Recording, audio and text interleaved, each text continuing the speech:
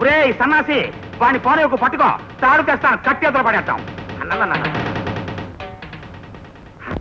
ఇదేమిటి ఇలా పడిపోయావేమిటి? అసలు ఏం జరిగింది?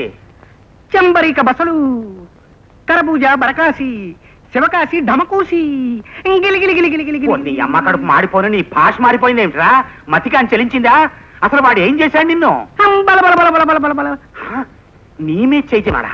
అమ్మ అమ్మ పట్టపగ ఇంట్లో త్వరపడి ఇంత అఘాత్యం చేస్తాడా? వాడిని క్షమించడానికి వీల్లేదు. పాండుగాడికి ఫోన్ చేస్తాను. హలో, నేను. నువ్వా? నువ్వు వెంటనే మా ఊరు రావాలి. మీ ఊరు రావాలా? ఎందుకు రావాలంటే అర్జెంటు. ఈ ఫైల్ తీసుకెళ్లి కామరాజ్ టేబుల్ మీద పెట్టు. సార్. నువ్వు వెళ్ళరా, ఇంపార్టెంట్ మ్యాటర్ ఒకటి మాట్లాడుకోవాలి. ఓ గంట పర్మిషన్ ఇస్తే నేను ఇంటికి వెళ్ళి వచ్చేస్తాను సార్. ఎందుకో? ఎందుకంటే ఏం చెప్తానండి, ఆ ముసలాడి సపోర్ట్ చూసుకుని తెల్లవారులు నా ఒళ్ళు హోనం చేసి పారేసిందండి ఆ లలిత. శీలం పోయిన బాధలో చిన్న విషయం మర్చిపోయానండి. ఏం మర్చిపోయావు? మరి మీరు బ్యాడ్ గా ఫీల్ అవ్వాలంటే చెప్తానండి. అబ్బా ఫీల్ కాలేవా? చెప్పు, ఏం మర్చిపోయావు? ప్యాంటేజ్ కూడా మర్చిపోయానండి. కూర్చో. అన్నం తింటున్నావు, గడ్డి తింటున్నావు? మతి మరుపులో ఈ వేళ కొంచెం గడ్డి తిని వచ్చేసాను సార్. రేసి, హలో, హౌ ఆర్ యు? ఆయన గురించి ఇన్ఫర్మేషన్ ఏమైనా తెలిసిందా సార్? ఇన్ఫర్మేషనా? ఇన్ఫర్మేషను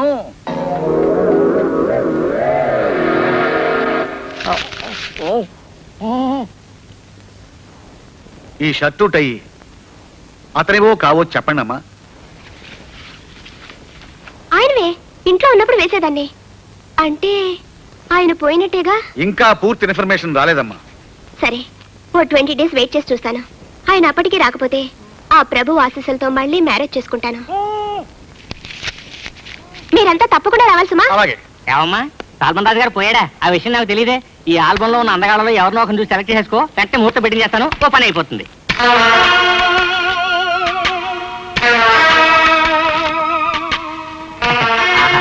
ఈ ఫోటో చూడమ్మా, ఎంత బాగుందోను. చాలా అందంగా ఉన్నారు కదమ్మా.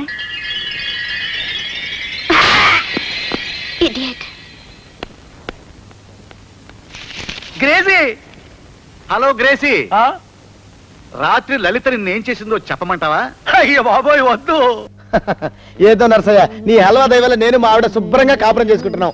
ఏడుతో కారా రోజు చూస్తున్నాను. తంగమనారు కొట్టేసరికి అల్లవాటు పత్రం ఏంటి కథ? స్కూల్లో బెల్లు కొట్టుకునేవాడు హల్వా గురించి నీకేం తెలుసు? నీకు పెళ్ళైందా? లేదు. వెళ్ళు గంట కొట్టుకెళ్ళు. హల్వా గురించి తెలిసిన చెప్తాడు. ఎంత పని చేస్తావు వెంకటేశ్వర? నా మల్లెపూలు హల్వా నేరపాలు చేసి నా సంసారాన్ని దెబ్బతీస్తావా? ఇచ్చేవని ఎక్కిందా? హల్వాకి మల్లెపూలకి సంసారం కనెక్ట్. అయ్యో, హల్వాకి మల్లెపూలకి సంసారానికి సంబంధం తెలీదా అమ్మాయికుడా? అందుకే నువ్వు చకచకా పాస్ అయ్యి మాస్టర్ అయ్యావు, నేను టకటకా తప్పి ఒక ఆడ మాస్టర్కి మొగుండయ్యాను. తుక్కరాం తొక్క లేచిపోద్ది. చెప్పేదేదో సరిగ్గా చెప్పాడు. ఈ మల్లెపూలు చల్లితే చచ్చిన పాము కూడా బుస్సుమని లేచి ఆడపాము కోసం పరిగెడుతుంది. ఈ హల్వా తింటే జిల్ జిల్ అని ఉత్సాహం పెరిగి ఉద్రేకంగా మారి ఉప్పెనలా పొంగిపోతుంది. కావాలంటే ఇది మీ ఆవిడకి తినిపించు. ఈ హల్వా తింటే ఉత్సాహం పెరుగుద్దని ఎవరు చెప్పారా? కాట్మాండ్ ప్రొఫెసర్ జిల్వా చెప్పాడు.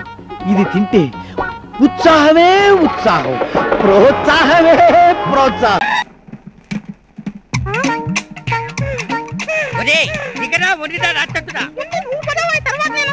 ఎమినీ తరగతిలో తప్పించుకొచ్చిన ఏనుగులా దారి కట్టగా నిలబడ్డావు.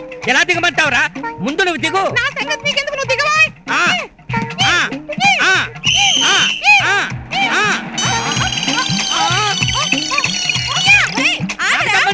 నాకు సంబంధం లేదు. నేను వాడి గ్రూపు కాదమ్మా, సపరేట్ గ్రూపు. నన్ను వదిలిపెట్టు తల్లి. వదలటం కాదురా, మిమ్మల్ని నరికి పోగులు పెట్టాలి. బుగ్గలు బట్టలు అవుతారా? బుగ్గలు వదలమ్మా. ఒరే జురాసిక్ పార్క్ బల్లి, ఆగరా. నువ్వు ఆగువమ్మా, లతకమంటూ ఆగరా. నువ్వు ఆగు, నీ కాళ్ళు లేకొడతాను నేను. వదిలిపెట్టను. ఆగరా, ఆగు. మరి ఎందుకు చెప్పలేదు? అమ్మగారు, ప్రపంచంలో నా అంత చాదస్తులు లేడు అనుకున్నాను కానండి, మిమ్మల్ని చూస్తే నేనే నయం అనిపిస్తుందండి. నార్మల్ ఏమిటా నా చాదస్తం? లేకపోతే అండి అమ్మగారు, ఈ రోజుల్లో చదువుకునే పిల్లలు ఇట్టాడి తింటారండి. ఏ ఫ్రూట్ లో కేక్ లో చాకులు తింటారు కానీ, అందుకని ఓ పని చేస్తాను అమ్మగారు. ఏంట్రా? సరాసరి చెరువు కట్టుకెళ్ళి అక్కడ కూకుని ఇవన్నీ శుభ్రంగా తినేసి కడుపు నిండా నీళ్లు తాగి చిన్నమ్మాయి గారి దగ్గరికి వెళ్ళి మీరు బాగున్నారని చెప్పేస్తానండి. ఆ పని చేసావంటే వాతలు పెడతాను. నీ బుద్ధి తెలిసే ఇదిగో ఇందులో పెట్టాను, ఇవి తిను. అయ్యారు అమ్మాయి గారికి ఏం చెప్పమంటారండి? అందరూ బాగున్నారని బాగా చదువుకోమని చెప్పు.